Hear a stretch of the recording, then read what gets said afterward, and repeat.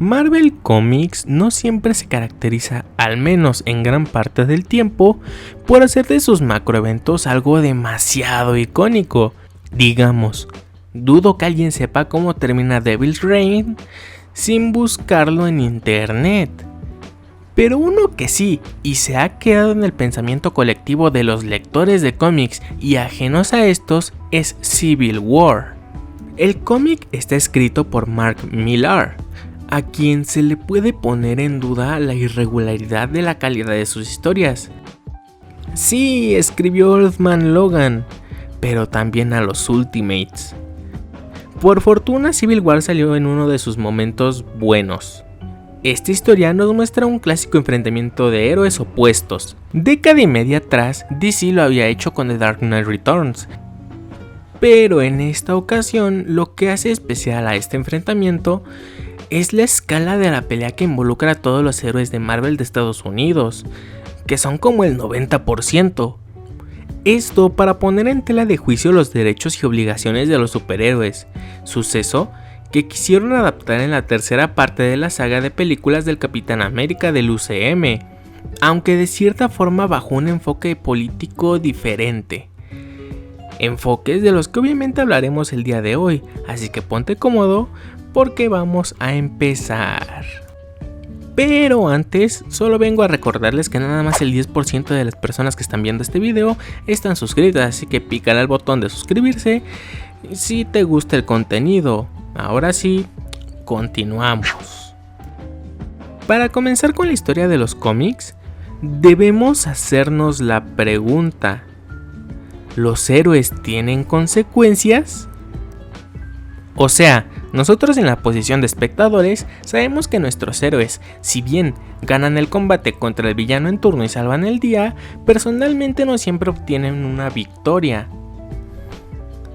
A lo que voy es que, ¿sabían que hay una división de S.H.I.E.L.D. que se encarga de limpiar y reponer todos los daños hechos en las batallas de héroes y villanos? Sí, aunque sea un daño colateral, los héroes están todo el tiempo destruyendo propiedad privada y pública y cometiendo cierto tipo de delitos que si una persona normal hace, mínimo se llevaría una buena multa. He aquí donde nos podemos hacer la pregunta: ¿acaso los héroes están por encima de la ley? ¿Y esto se puede extrapolar a las bajas humanas o si ocurriera una de esas historias en las que el héroe se vuelve malo? A diferencia de muchas de sus adaptaciones, la gran mayoría de héroes mantienen su identidad secreta, pues, por ejemplo, Tony Stark tardó más o menos 20 años en revelar que él era Iron Man. ¿Acaso no merecerían ser juzgados igual que a cualquier supervillano? Es bajo esta idea que Tony Stark, después de presenciar cómo un grupo de héroes jóvenes provocan la explosión de un parque infantil, promueve el Acta de Registro Superhumano, un documento en el que a grandes rasgos obliga a cualquier héroe y vigilante a hacer de conocimiento público su nombre real, y cualquiera que no lo haga y siga operando como vigilante será tratado como un villano y enemigo público. Engatusando a Spider-Man, conocido por ser el héroe más cauteloso con su identidad secreta, para ser el primero en revelar su identidad al público para convencer a otros héroes de hacer lo mismo. Desde una perspectiva totalmente defensiva, la ideología detrás del acta de registro no suena tan mal, a pesar de que el estandarte de esta sea el mismo tipo que años después se pondría a darle al mundo la cura para cualquier mal físico, para después cobrar para mantenerse sanos. Básicamente la medicina capitalista pero monopolizada. Pero irónicamente el estandarte de la oposición al acta de registro superhumano es el Capitán América. Muchos tienen la concepción del Capitán como ese superhéroe patriota que golpea a personas que siguen los ideales del Chaplin malvado, come hamburguesas y hace chistes sobre franceses. Claro, existe ese Capitán América, pero es el del universo Ultimate. El Capitán de la Tierra 616 es totalmente lo contrario. Y es que Steve Rogers es un patriota constitucional, o sea que su idea de lo que es justicia, libertad y política no está limitada a las instituciones, sino a un conjunto de valores, ideales y garantías universales que engloban a todo el mundo. En palabras del propio Jack Kirby, uno de los creadores del Capitán América, el Capitán no representa lo que son los Estados Unidos, sino lo que los Estados Unidos deberían de ser. Es por eso que el Cap está en contra del acta de registro, pues desde su visión, este sistema de control transgrede los derechos de la privacidad y la libertad de muchos héroes, pues él sabe del peligro de darle tanto poder al gobierno. No por nada dejó de ser el Capitán América en los 70s. ¿Qué pasaría si Bolivar Trask, el creador de los Centinelas, supiera la identidad secreta de cada uno de los mutantes que se atrevieran a utilizar sus poderes para ayudar? O por qué no, ni siquiera es necesario que el villano sea un funcionario del gobierno. Más pronto que tarde, dentro de la propia historia del cómic, Spider-Man se da cuenta de las consecuencias del acta de registro. En primer lugar, el programa en el que los superhéroes registrados operan es corrompido por el propio Tony Stark y Maria Hill, integrando a villanos a para hacer el trabajo sucio tras bambalinas, como intentar eliminar por completo, ya saben a lo que me refiero, a Spider-Man, cuando decide abandonar el barco cuando se entera de que la armadura que le regaló Tony Stark estaba espiándolo en todo momento. Para después de todo el problema que da nombre al argumento, Peter, por revelar su identidad, quedó expuesto al ataque de sus enemigos, lo que para no hacernos aquí un desastre argumental, diremos que Peter inmaduro Parker sacrifica la relación con MJ y con ello la vida de su hija para salvar a la tía May, haciendo un trato con el demonio que juraban que iba a aparecer en alguno de los últimos 15 proyectos de Marvel desde el 2020, y reviviendo al mejor amigo de Peter que se había muerto como 15 años atrás, aunque como 10 años después se revelaría que siempre no lo revivieron. A mí me gustaría ahorrarme el esfuerzo por relatar todo este desastre, sobre todo tratándose de Spider-Man, pero queda en manos de ustedes. El caso es que finalmente el Capitán demuestra tener un muy buen punto que le daría la victoria moral, de no ser el hecho de que el escritor de la obra hubiera dicho que en su historia no hay buenos ni malos, y que el propio Capitán también terminó aceptando que su movimiento también se corrompió, teniendo como consecuencias la muerte del Capitán América, a manos de Sharon Carter, la disolución de varios grupos de héroes como, obvio, los Vengadores, los Cuatro Fantásticos y varias divisiones de equipos de los X-Men, lo que hizo que nadie se preparara para cuando Hulk regresara a la Tierra en busca de venganza por la pérdida de su esposa, lo cual debilitó lo suficiente al planeta y su confianza en otros héroes para que una raza alienígena intentara destruir la estructura social terrestre desde adentro, para invadir al planeta y cumplir con su fantasía religiosa, lo que a su vez provocó que inculparan a Tony Stark de distintos crímenes de guerra, con lo que se volvió un criminal internacional, haciendo que Norman Osborn, sí, ese Norman Osborn, se convirtiera en el director de S.H.I.E.L.D., volviéndose la principal fuerza de ataque de la Tierra junto a sus Dark Avengers. Si yo digo estas historias sobre la mesa, es decisión de ustedes cuando quieren que las traiga al canal.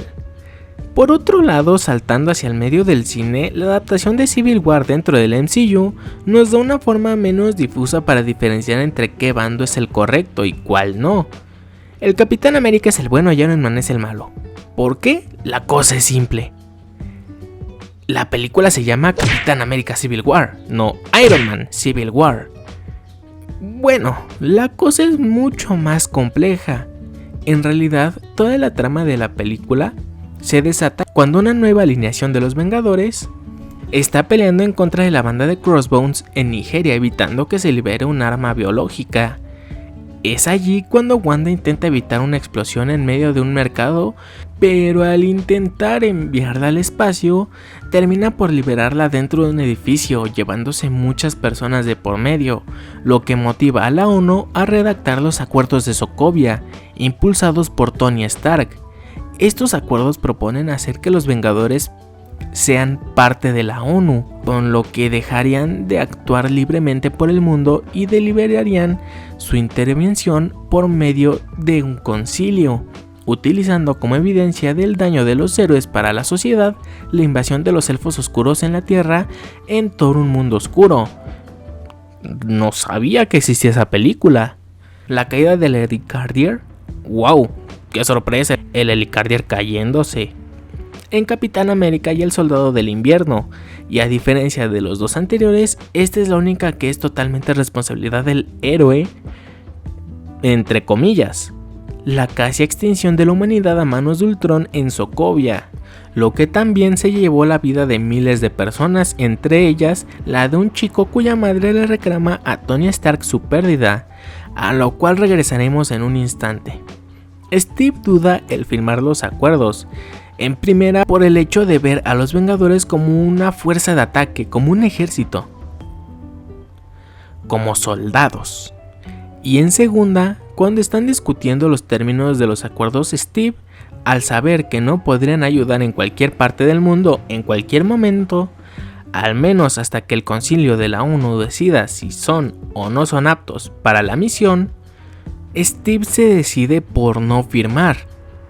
Pues en las propias palabras del Capitán América, podemos ayudar hasta que ellos decidan que no. Y en papel, la idea de que se decida la participación de los héroes en un conflicto en base a una votación, pues suena bien, no suena tan mal. Así se evitarían tantas pérdidas como las ocurridas en Sokovia, pero al traspasar la barrera de lo práctico, las cosas son mucho más complejas e injustas. Si el universo del MCU es similar al de la vida real, dentro de las Naciones Unidas hay 5 países con un llamado poder de veto, que para no marearlos con tanta explicación significa que Estados Unidos, Reino Unido, China, Francia o Rusia pueden impedir la intervención para resolver cualquier conflicto con solo votar en contra. Solo uno necesita votar en contra. Eso de resolver conflictos incluiría a los Vengadores. Posiblemente eso es lo que vio el Cap, a un grupo de personas que solo veían por su cartera y por sí mismos, incluyendo en ellos a Tony Stark. Aunque al final la opinión del Cap no importó, pues los acuerdos de Sokovia se terminaron validando después de que el Soldado del Invierno, bajo el control mental de Zemo, atentara en contra de la sede de las Naciones Unidas, llevándose al rey de Wakanda, T'Chaka, entre las víctimas, oponiendo a los dos equipos de héroes nuevamente. Y hace rato les dije que el incidente de Sokovia era responsabilidad de una persona, y es cierto, este suceso también nos muestra los problemas y el riesgo de que haya personas tan traumadas con tanto poder, como Tony Stark, pues si no fuera por su obsesión por controlarlo todo, con la excusa de proteger al mundo, no se habría creado a Ultron y básicamente nos habría jodido toda la situación para la llegada de Thanos. Regresando al tema, al final, al igual que el cómic, ambos bandos, al menos sus líderes, traicionan sus ideales. El Cap abandonando a sus amigos para salvar solamente a Bucky y encubrir el crimen de Bucky hacia los padres de Tony. Mientras que en el equipo de Iron Man, el propio Iron Man reclutó a un niño de 13 años para pelear en contra de militares experimentados y una bruja y una cosa medio extraña que traspasa paredes, quedando en claro lo poco que le importa la causa a la que supuestamente protege al ocultar la ubicación del Capitán América para ser solo él o quien le parta la cara al Capitán, o para convencerlo de regresar. Pero a fin de cuentas, siendo realistas, el Capitán tendría mucha más razón en desconfiar de los acuerdos de Sokovia, cuyas consecuencias fueron prácticamente nulas hasta Falcon and the Winter Soldier y She-Hulk.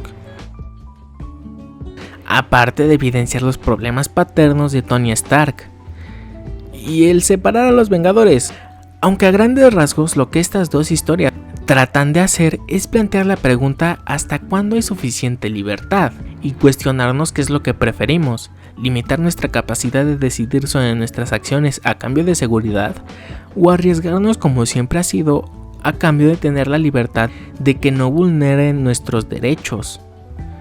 Pero bueno, tú dime, ¿qué team eres? ¿Team Iron Man o Team Capitán? Supongo que por el transcurso de todo el video sospecharán que soy Team Capitán América. Pero bueno, yo fui el host para la Comicueva y conmigo será hasta la próxima. Chao. Hey, oigan, por fin llegamos a los 1000 suscriptores, así que ahora nuestra nueva meta son los 10,000. Dale like, comparte y suscríbete para que así me ayudes a llegar a mi meta. Ahora sí, me voy.